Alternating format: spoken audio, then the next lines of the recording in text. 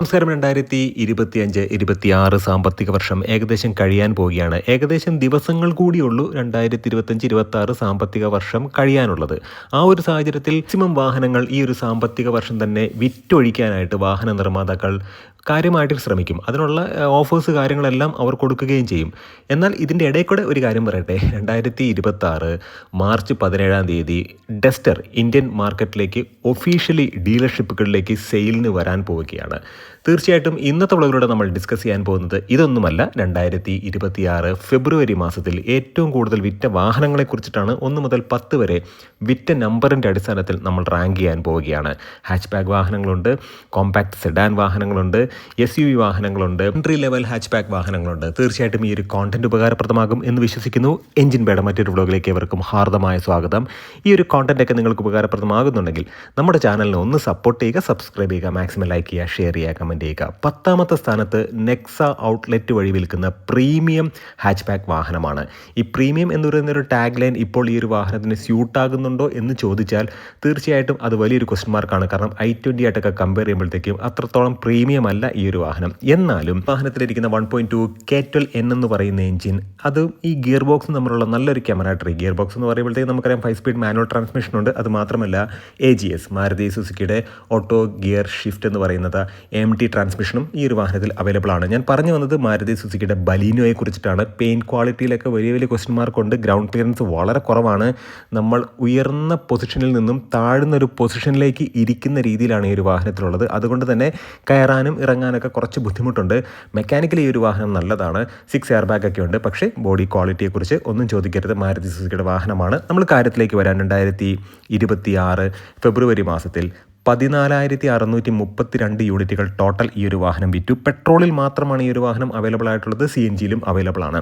5,99,000 മുതൽ 9,10,000 വരെയാണ് ഈ ഒരു വാഹനത്തിൻ്റെ എക്സ് ഷോറൂം പ്രൈസ്. എന്നാൽ 9ാമത്തെ സ്ഥാനത്തേക്ക് വന്നിട്ടുള്ളത് പ്യുവർ ആയിട്ടുള്ള ഒരു SUV കാറ്റഗറിയിൽ വരുന്നൊരു വാഹനമാണ്. എന്താണ് ഈ പ്യുവർ എന്ന് ചോദിച്ചിട്ടുണ്ടെങ്കിൽ ലാഡ്രോൺ ഫ്രെയിമാണ് ഈ ഒരു വാഹനം. റിയർ വീൽ ഡ്രൈവ് ആണ്. 7 സീറ്ററിൽ അവൈലബിൾ ആയിട്ടുള്ളൊരു വാഹനമാണ്. 6 സീറ്ററിലും അവൈലബിൾ ആയിട്ടുള്ളൊരു വാഹനമാണ്. 2 വകഭേദങ്ങളുണ്ട് ഈ ഒരു വാഹനത്തിന്. സ്കോർപിയോ നെയിം പ്ലേറ്റിൽ വരുന്ന 2 വാഹനങ്ങളാണ്. സ്കോർപിയോ ക്ലാസിക്, അത് 7 സീറ്ററിൽ മാത്രമാണ് അവൈലബിൾ ആയിട്ടുള്ളത്. ഡീസലിലും മാനുവൽ ട്രാൻസ്മിഷനിലും മാത്രമാണ് ഈ ഒരു വാഹനം അവൈലബിൾ ആയിട്ടുള്ളത്. എന്നാൽ സ്കോർപിയോ എന്നിലേക്ക് നോക്കുകയാണെന്നുണ്ടെങ്കിൽ അവിടെ 6 സീറ്ററിലും 7 സീറ്ററിലും ഈ ഒരു വാഹനം അവൈലബിൾ ആണ്. അവിടെ ഡീസലിൽ അവൈലബിൾ ആണ്, പെട്രോളിൽ അവൈലബിൾ ആണ്. ഓട്ടോമാറ്റിക് ട്രാൻസ്മിഷൻ ഓൾറെഡി ഉണ്ട്, നമുക്കറിയാം. മാനുവൽ ട്രാൻസ്മിഷൻ ഒബ്വിയസ്ലി അവൈലബിൾ ആണ്. അപ്പോൾ അതിനെക്കുറിച്ച് എടുത്തു പറയേണ്ട കാര്യമൊന്നുമില്ല. ക്ലാസിക്കിൻ്റെ കാര്യത്തെക്കുറിച്ച് പറയുകയാണെന്നുണ്ടെങ്കിൽ 12,98,000 മുതൽ 16,70,000 വരെയാണ് ആ ഒരു വാഹനത്തിൻ്റെ എക്സ് ഷോറൂം പ്രൈസ്. ഇനി സ്കോർപിയോ എന്നിലേക്ക് വരികയാണെന്നുണ്ടെങ്കിൽ 13,49,000 മുതൽ 24,34,000 വരെയാണ് ആ ഒരു വാഹനത്തിൻ്റെ ex showroom price. Time to time അപ്ഡേഷനൊക്കെ ലഭിക്കുന്നത് സ്കോർപിയോ N എന്ന് പറയുന്ന വാഹനത്തിനാണ്. കുറച്ചും കൂടെ റഗിഡ് ആയിട്ടുള്ളൊരു ലുക്കാണ് ഒരു വാഹനം എന്ന് കരുതി സ്കോർപിയോ ക്ലാസിക് അത്ര മോശം എന്നുള്ളതല്ല.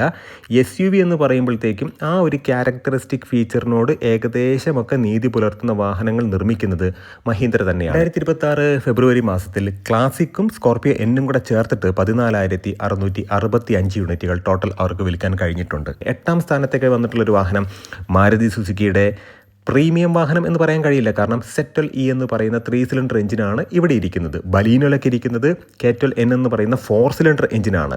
ഈ സെറ്റൽ എന്ന് പറയുന്ന എഞ്ചിൻ എന്തിനാണ് ഡിസൈൻ ചെയ്തതെന്ന് ഞാൻ ഇനി പറയുന്നില്ല. ഒരുപാട് വീഡിയോസിൽ പറഞ്ഞതാണ്. ഇനി വരാൻ പോകുന്ന സീരീസ് ഹൈബ്രിഡ് ടെക്നോളജിയിൽ വെക്കാൻ പോകുന്ന ഒരു ജനറേറ്റർ മാത്രമാണ് ഈ ഒരു എഞ്ചിൻ. 2026 ഫെബ്രുവരി മാസത്തിലെ സ്വിഫ്റ്റ് വിറ്റ കണക്ക് നോക്കുകയാണെന്നുണ്ടെങ്കിൽ 14,833 യൂണിറ്റുകൾ ടോട്ടൽ അവർക്ക് വിൽക്കാൻ കഴിഞ്ഞു. CNGയിൽ അവൈലബിൾ ആണ്, പെട്രോളിൽ അവൈലബിൾ ആണ്.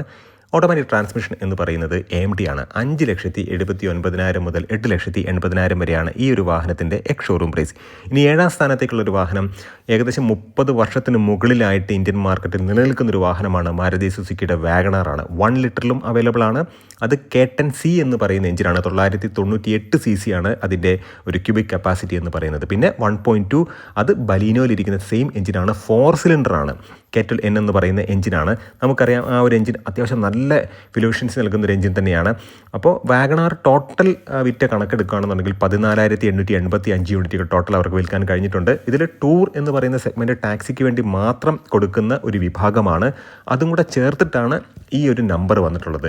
CNGയിൽ അവൈലബിൾ ആണ്, പെട്രോളിലും ഈ ഒരു വാഹനം അവൈലബിൾ ആണ്. 4,99,000 മുതൽ 6,95,000 വരെയാണ് ഈ ഒരു വാഹനത്തിൻ്റെ എക്സ് ഷോറൂം പ്രൈസ്. ഇനി 6ാം സ്ഥാനത്തേക്ക് വന്നിട്ടുള്ളത് മറ്റൊരു മാരുതിയുടെ വാഹനമാണ്. കാണാനൊക്കെ വലിയ ഭംഗിയുണ്ടോ എന്ന് ചോദിച്ചാൽ ഓക്കെയാണ്. വലിയ പ്രീമിയം ആണോ എന്ന് ചോദിച്ചാൽ അത്ര കണ്ട് പ്രീമിയം അല്ല. 7 സീറ്റർ വാഹനമാണ്. MPV കാറ്റഗറിയിൽ വരുന്നൊരു വാഹനമാണ് Maruti Suzuki Ertiga. Automatic transmission ഈ ഒരു വാഹനത്തിലുണ്ട്. അത് ടോർക്ക് കൺവേർട്ടഡ് ഓട്ടോമാറ്റിക് ട്രാൻസ്മിഷൻ ആണെന്ന് എടുത്തു പറയേണ്ടതായിട്ടുണ്ട്. പെട്രോളിലും CNGയിലും ഈ ഒരു വാഹനം അവൈലബിൾ ആണ്. മാരുതി സുസുക്കി എർട്ടിഗയെക്കുറിച്ച് പറയുമ്പോഴത്തേക്കും 2026 ഫെബ്രുവരി മാസം 17,807 യൂണിറ്റുകൾ ടോട്ടൽ അവർക്ക് വിൽക്കാൻ കഴിഞ്ഞിട്ടുണ്ട്. ഇതിൽ കൂടുതലും പോകുന്നത് ടാക്സി സെഗ്മെൻറ്റിലേക്കാണ്. അതുകൊണ്ട് തന്നെയാണ് ഈ സെയിൽ നമ്പർ ഇങ്ങനെ ഉയർന്നു നിൽക്കുന്നത്. അതിപ്പോൾ വാഗണാറിൻ്റെ കേസ് പറഞ്ഞാലും അങ്ങനെ തന്നെയാണ്. 8,80,000 മുതൽ 12,94,000 വരെയാണ് ഈ ഒരു വാഹനത്തിൻ്റെ എക്സ് ഷോറൂം പ്രൈസ്. ഇനി 5ാം സ്ഥാനത്തേക്ക് ഇനി ഒരു അപ്ഡേഷൻ കിട്ടാൻ കാത്തിരിക്കുന്നൊരു വാഹനമാണ്. അണ്ടർ ബോഡി CNG കിറ്റൊക്കെ ആയിട്ട് വരാൻ പോകുന്നൊരു വാഹനമാണ്. മാരുതി സുസുക്കി ബ്രസയാണ്. K15C എന്ന് പറയുന്ന എഞ്ചിനാണ് ഈ ഒരു വാഹനത്തിൽ ഇരിക്കുന്നത്. മികച്ചൊരു വാഹനമാണ്. ടോർക്ക് കൺവേർട്ടഡ് ഓട്ടോമാറ്റിക് ട്രാൻസ്മിഷനാണ് ഈ ഒരു വാഹനത്തിലുള്ളത്. മാനുവൽ ട്രാൻസ്മിഷൻ ഒബ്വിയസ്ലി അവൈലബിൾ ആണ്. 2026 ഫെബ്രുവരി മാസം 17,863 യൂണിറ്റുകൾ ടോട്ടൽ അവർക്ക് വിൽക്കാൻ കഴിഞ്ഞിട്ടുണ്ട്. 8,26,000 മുതൽ 13 ലക്ഷം വരെയാണ് ഈ ഒരു വാഹനത്തിൻ്റെ എക്സ് ഷോറൂം പ്രൈസ്. ഇനി 4ാം സ്ഥാനത്തേക്ക് വന്നിട്ടുള്ളത് ഹ്യുണ്ടായുടെ ഒരു വാഹനമാണ്. ഹ്യുണ്ടായുടെ മിഡ് സൈസ് SUV കാറ്റഗറിയിൽ വരുന്നൊരു വാഹനമാണ്. ആർക്കും ഒരു സംശയവുമില്ല, ക്രെറ്റ തന്നെയാണ്. ക്രെറ്റയുടെ കാര്യം പറയുകയാണെന്നുണ്ടെങ്കിൽ ക്രെറ്റ സെഗ്മെൻ്റ് എന്നാണ് ആ ഒരു സെഗ്മെൻറ്റ് തന്നെ അറിയപ്പെടുന്നത്. ക്രെറ്റയ്ക്ക് പെട്രോളുണ്ട്, ടർബോ പെട്രോളുണ്ട്. അതൊരു പെർഫോമൻസ് ഓറിയൻറ്റഡ് ആയിട്ടുള്ളൊരു വാഹനമാണ്. N-Line എന്ന് പറയുന്ന ബാഡ്ജിങ്ങിലാണ് ആ ഒരു വാഹനം വരുന്നത്. അത് യഥാർത്ഥത്തിൽ പറയുകയാണെന്നുണ്ടെങ്കിൽ 1.5 ലിറ്റർ ടർബോ പെട്രോളാണ് അവിടെ വരുന്നത്. നോർമൽ പെട്രോൾ എന്ന് പറയുന്നത് നാച്ചുറലി ആസ്പിറേറ്റഡ് MPA എഞ്ചിനാണ്. അത് 1.5 ലിറ്റർ തന്നെയാണ്. ഡീസൽ എഞ്ചിനുണ്ട്. അത് നമുക്കറിയാം.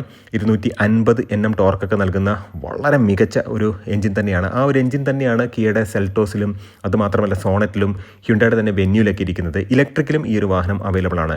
ടോട്ടൽ നമ്പർ 2026 ഫെബ്രുവരി മാസത്തിൽ petrol, diesel, EV, turbo petrol, അതായത് N-Line ഇതെല്ലാം ഉൾപ്പെടെ ടോട്ടൽ വിറ്റ നമ്പർ നോക്കുകയാണെന്നുണ്ടെങ്കിൽ 17,938 യൂണിറ്റുകൾ ടോട്ടൽ അവർക്ക് വിൽക്കാൻ കഴിഞ്ഞു.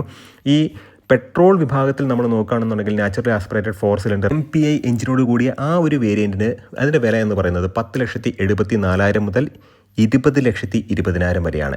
ഇനി ഇലക്ട്രിക്കിലേക്ക് നോക്കുകയാണെന്നുണ്ടെങ്കിൽ 18 ലക്ഷം മുതൽ 24,70,000 വരെയാണ് എക്സ് ഷോറൂം പ്രൈസ്.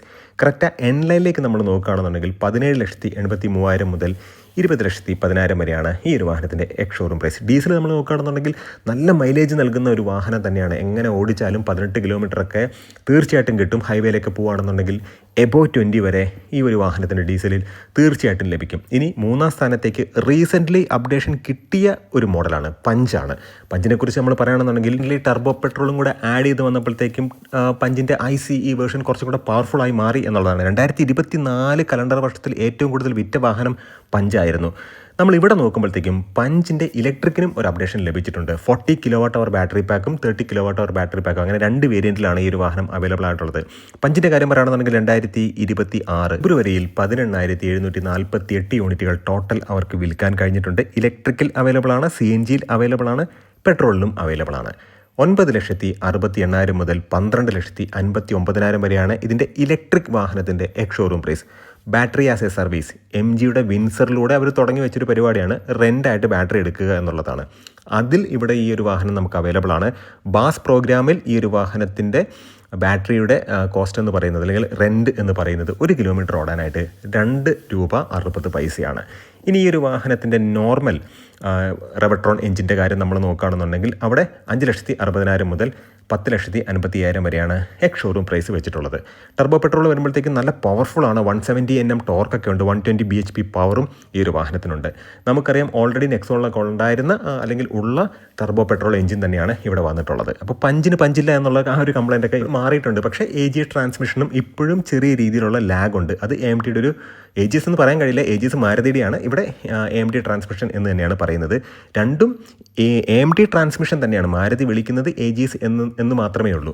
ഇനി 2ാം സ്ഥാനത്തേക്ക് വന്നിട്ടുള്ളത് മാരുതി സുസുക്കിയുടെ മറ്റൊരു വാഹനമാണ്. യഥാർത്ഥത്തിൽ ഈ ഒരു സെഗ്മെൻറ്റ് കോമ്പാക്ട് സെഡാൻ സെഗ്മെൻറ്റിൽ 2 വാഹനങ്ങൾ മാത്രമാണ് നല്ല രീതിക്ക് ഇപ്പോൾ പെർഫോം ചെയ്യുന്നുള്ളത്. ഒന്ന് ഹോണ്ടയുടെ അമേസും മറ്റൊന്ന് മാരുതി സുസുക്കിയുടെ ഡിസയറും. ഡിസയറിൻ്റെ നമ്പർ കൂടാനുള്ള പ്രധാനപ്പെട്ട കാരണം എന്ന് പറയുന്നത് ടാക്സി സെഗ്മെൻറ്റിലേക്ക് ഒരുപാട് പോകുന്നുണ്ട്. പെട്രോളിലും CNGയിലും ഈ ഒരു വാഹനം അവൈലബിൾ ആണ്. ഡിസയർ 2026 ഫെബ്രുവരി മാസത്തിൽ 19,326 യൂണിറ്റുകൾ ടോട്ടൽ അവർക്ക് വിൽക്കാൻ കഴിഞ്ഞിട്ടുണ്ട്. ഓട്ടോമാറ്റിക് ട്രാൻസ്മിഷൻ AMT ആണ്. നമുക്കറിയാം 6,29,000 മുതൽ 9,31,000 വരെയാണ് ഈ ഒരു വാഹനത്തിൻ്റെ എക്സ് ഷോറൂം പ്രൈസ്. ഇനി 1ാം സ്ഥാനത്ത് നൺ അതർ ദാൻ വളരെയധികം മികച്ചൊരു വാഹനം എന്ന് പലതവണ നമ്മൾ വിശേഷിപ്പിച്ച ഒരു വാഹനം തന്നെയാണ്. സർവീസും കൂടെ ഒന്ന് നന്നാക്കിയാൽ പിന്നെ തിരിഞ്ഞു നോക്കേണ്ട കാര്യമില്ല. ടാറ്റ മോട്ടോഴ്സിൻ്റെ കോമ്പാക്റ്റ് SUV ആയിട്ടുള്ള നെക്സോൺ ആണ്. നെക്സോൺ ഏതൊക്കെ അവതാരത്തിലാണ് ഇനി വരുന്നത് എന്നറിയില്ല. കാരണം ഫ്ലെക്സ് ഫ്യൂവലിലും കൂടെ ഈ ഒരു വാഹനം വരാൻ പോവുകയാണ്. പെട്രോളിൽ അവൈലബിൾ ആണ്, CNGയിൽ അവൈലബിൾ ആണ്, ഡീസലിൽ അവൈലബിൾ ആണ്, ഇലക്ട്രിക്കലും അവൈലബിൾ ആണ്. ഇനി അങ്ങോട്ട് ഭാവിയിൽ ഫ്ലെക്സ് ഫ്യൂവലിലും ഈ ഒരു വാഹനം അവൈലബിൾ ആയിരിക്കും. 2026 ഫെബ്രുവരി മാസം 19,430 യൂണിറ്റുകൾ ടോട്ടൽ അവർക്ക് വിൽക്കാൻ കഴിഞ്ഞിട്ടുണ്ട്. 7,32,000 മുതൽ 14,15,000 വരെയാണ് ഈ ഒരു വാഹനത്തിൻ്റെ എക്സ് ഷോറൂം പ്രൈസ്. അതായത് ഇതിൻ്റെ പെട്രോൾ മോഡലിൻ്റെ എക്സ് ഷോറൂം പ്രൈസ്. ഇനി ഇലക്ട്രിക്കിലേക്ക് വരികയാണെന്നുണ്ടെങ്കിൽ 489 കിലോമീറ്റർ വരെയൊക്കെ റേഞ്ച് അവർ ക്ലെയിം ചെയ്യുന്നുണ്ട്. 12,49,000 മുതൽ 17,49,000 വരെയാണ് ഈ ഒരു വാഹനത്തിൻ്റെ എക്സ് ഷോറൂം പ്രൈസ്. അപ്പോൾ തീർച്ചയായിട്ടും ഈ ഒരു കോണ്ടന്റ് ഉപകാരപ്രദമായി എന്ന് വിശ്വസിക്കുന്നു. നല്ല നല്ല ഇൻഫോർമേറ്റീവ് ആയിട്ടുള്ള വീഡിയോസുമായിട്ട് നമുക്ക് വീണ്ടും കാണാം. നിങ്ങളുടെ സ്നേഹത്തിനും സപ്പോർട്ടിനും ഒരിക്കൽ കൂടെ നന്ദി. നമസ്കാരം.